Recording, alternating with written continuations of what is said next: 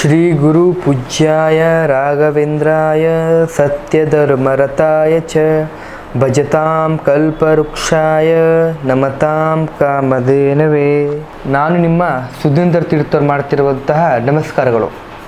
ನಮ್ಮ YouTube channel ಆದಂತಹ ರಾಯರ ಜ್ಯೋತಿಷ್ಯ ಫಲಕ್ಕೆ ಸ್ವಾಗತ. ಮೇ 31ನೇ ತಾರೀಕು ಅಧಿಕ ಜ್ಯೇಷ್ಠ ಹುಣ್ಣಿಮೆ ಇದೆ. ಈ ಹುಣ್ಣಿಮೆ ಕಳೆದ ನಂತರ ಈ 4 ರಾಶಿಯವರಿಗೆ ಗ್ರಹಗಳ ಶುಭ ದೃಷ್ಟಿಯಿಂದ ಆಗಿ ರಾಜಯೋಗ ಅನ್ನುವಂಥದ್ದು ಶುರು ಆಗ್ತಾ ಇದೆ. ಹಾಗಾದರೆ ಅದು ಯಾವ ರಾಶಿ ಅನ್ನುವಂಥದ್ದು ಈ ವಿಡಿಯೋದಲ್ಲಿ ತಿಳಿಸ್ಕೊಡ್ತಾ ಇದ್ದೀನಿ. ಈ ವಿಡಿಯೋ ನಿಮಗೆ ಇಷ್ಟ ಆಗಿದ್ದಲ್ಲಿ ಲೈಕ್, ಶೇರ್ ಹಾಗೂ ಸಬ್ಸ್ಕ್ರೈಬನ್ನು ಮಾಡಿ. ಮೊದಲನೆಯದ ರಾಶಿಯಾಗಿ ಮೇಷರಾಶಿ. ಈ ಹುಣ್ಣಿಮೆಯ ನಂತರ ಈ ಮೇಷರಾಶಿಯವರಿಗೆ ಅದೃಷ್ಟದ ಬಾಗಿಲನ್ನುವಂಥದ್ದೇ ತೆರೀತಾ ಇದೆ. ನಿಮ್ಮ ರಾಶಿಯ ಅಧಿಪತಿ ಫಲದಿಂದ ರಾಜಯೋಗದ ಪೂರ್ಣ ಫಲ ನಿಮಗೆ ಸಿಗ್ತಾ ಇದೆ. ಉದ್ಯೋಗಸ್ಥರಿಗೆ ಕಚೇರಿಯಲ್ಲಿ ಪ್ರಮೋಷನ್ ಅನ್ನುವಂಥದ್ದು ಆಗ್ತದೆ. ಎರಡನೇ ರಾಶಿಯಾಗಿ ಸಿಂಹರಾಶಿ. ನೀವು ಕೈ ಹಾಕುವಂಥ ಪ್ರತಿಯೊಂದು ಕೆಲಸಕ್ಕೂ ಜಯ ಆಗ್ತದೆ. ಕೌಟುಂಬಿಕ ಕಲಹಗಳು ದೂರ ಆಗಿ ನೆಮ್ಮದಿ ಅನ್ನುವಂಥದ್ದು ಬರ್ತದೆ.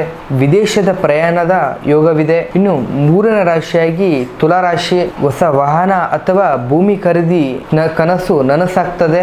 ಇನ್ನು ದಾಂಪತ್ಯ ವಿಚಾರಕದಲ್ಲಿ ಬಂದರೆ ದಾಂಪತ್ಯದಲ್ಲಿ ಮಧುರತೆ ಅನ್ನುವಂಥದ್ದು ಹೆಚ್ಚಾಗ್ತದೆ. ಯಾರೆಲ್ಲ ಮದುವೆ ಆಗಿಲ್ಲ ಅವರಿಗೆ ಯೋಗ್ಯವಾದ ಸಂಗಾತಿ ಜೊತೆ ಆಗ್ತಾರೆ. ಇನ್ನು ನಾಲ್ಕನೇ ರಾಶಿಯಾಗಿ ಧನುರಾಶಿ. ಅದೃಷ್ಟವು ನಿಮ್ಮ ಬೆನ್ನಿಗೆ ಇರೋದ್ರಿಂದ ನಿಂತಹ ಕೆಲಸಗಳು ಯಾವುದು ಅಡೆತಡೆಗಳು ಇಲ್ಲದೆ ಮುಂದುವರಿಯುತ್ತದೆ. ಧಾರ್ಮಿಕ ಕಾರ್ಯಗಳಲ್ಲಿ ಆಸಕ್ತಿ ಅನ್ನುವಂಥದ್ದು ಜಾಸ್ತಿ ಆಗ್ತದೆ. ಮಾನಸಿಕವಾಗಿ ಶಾಂತಿ ನಿಲ್ಲಿಸ್ತದೆ.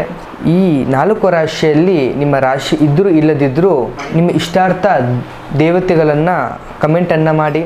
ಈ ವಿಡಿಯೋ ಲೈಕ್, ಶೇರ್ ಹಾಗೂ ಸಬ್ಸ್ಕ್ರೈಬನ್ನು ಮಾಡಿ. ಹಾಗೂ ನಿಮ್ಮ ಜೀವನದಲ್ಲಿ ಯಾವುದೇ ರೀತಿಯಲ್ಲಿ ಸಮಸ್ಯೆಗಳಿದ್ದರೂ ಕೂಡ ಕೆಳಗಂಡ ನಂಬರಿಗೆ ಕರೆ ಮಾಡಿ ಅಥವಾ ನೇರವಾಗಿ ಬಂದು ಕೂಡ ನಮ್ಮನ್ನು ಭೇಟಿಯಾಗ್ಬೋದು. ಧನ್ಯವಾದಗಳು.